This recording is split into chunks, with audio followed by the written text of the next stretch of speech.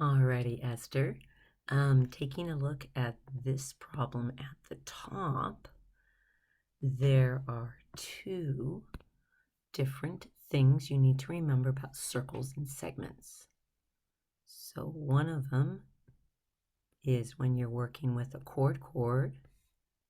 The other is when you're working with a secant. And the third is if you're working with a tangent secant, and I'm going to color code it for you. So in this top one, this is what's true, is that these two pieces multiplied, product, equals these two pieces. So I'm going to go like this, AB, XY. So in a chord, those two segments, part of the chord, A times B is going to equal whatever X times Y is.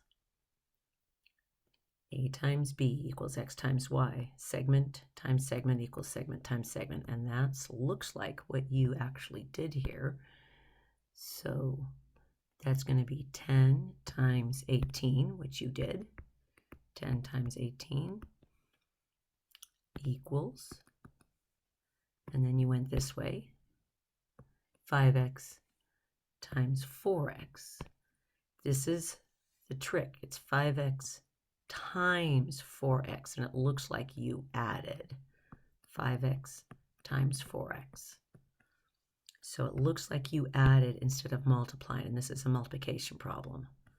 So you should be getting here, this is 180, of course. It's 5 times 4, that's 20x squared. We're going to divide out the 20. And 2 goes into 18, that's 9 times, so I have 9 equals x squared. Opposite of squaring is square rooting, so that your x here is going to be equal to 3. Now what's really nice is you can check. So 5 times 3, of course, is 15, and this is going to be 12. And if you multiply 15 times 12, you're going to get 180. Check. Now, two other segments you should be familiar with. In a secant, this is true, what we're going to call piece times the whole thing equals piece times the whole thing. So when I say piece, from the vertex to this edge here, I'm just going to call it P for piece, or part of, or whatever you want to call it. Piece times the whole thing equals this piece times the whole secant. Piece times whole equals piece times whole. That's for a secant. And last one is for a tan secant, and it starts the same way. This piece with the secant, piece times the whole thing, piece times whole, and this is called the segment of the tangent. I'm going to call that the tangent segment. So when you have a tan secant, it's going to be piece times whole equals that tan segment, whatever it is, squared. Piece times whole equals the tan segment squared. So these are the three different variations of angles and pieces of angles in circles.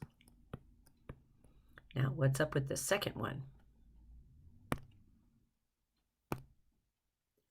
The second one, take a little picture of it and go on to the next page.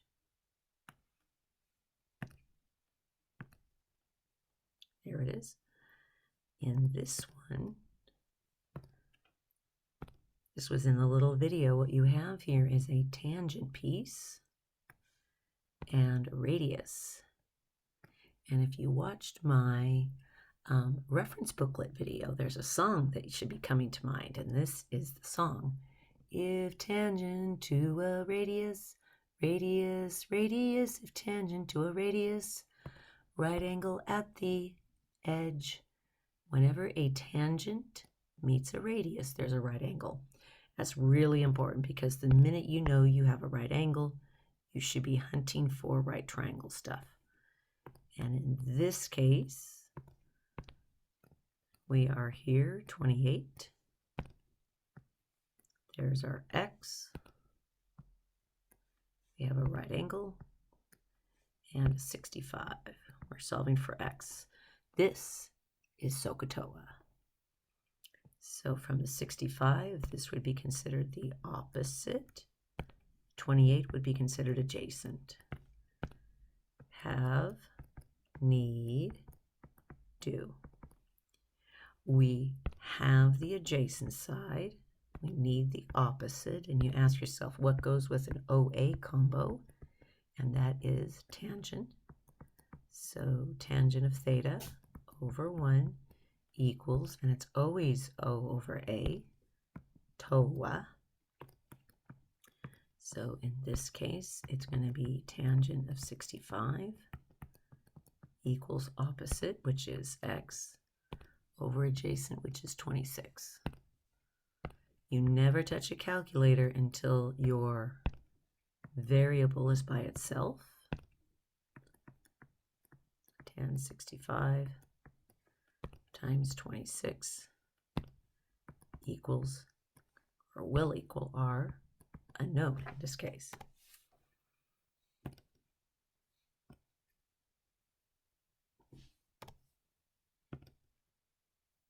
There it is. Okay, so we're going to go tan 65. My calculator, it's 65 tangent. That doesn't look right. Am I in degree mode? Let's double check.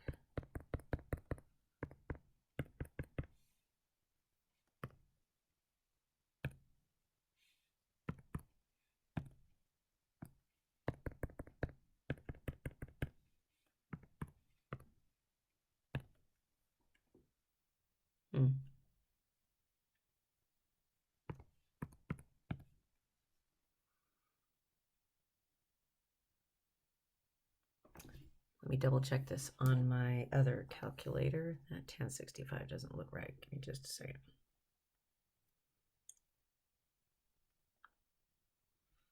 Going here.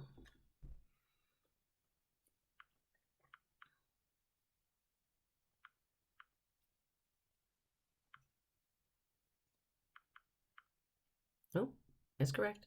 All right, that's 55.8, I guess. Yes, so x equals 55.8 equals rx. So the trick to this problem is knowing that, here's the principle, when you have a radius, or diameter for that matter, and you have any kind of a segment tangent, there's always going to be a right angle, tangent to a radius, right angle at the edge. And if you have a right angle, you should always be on the hunt for right triangles. And anytime you have right triangles, you should watch out for one of these 5 potential things. Pythagorean theorem,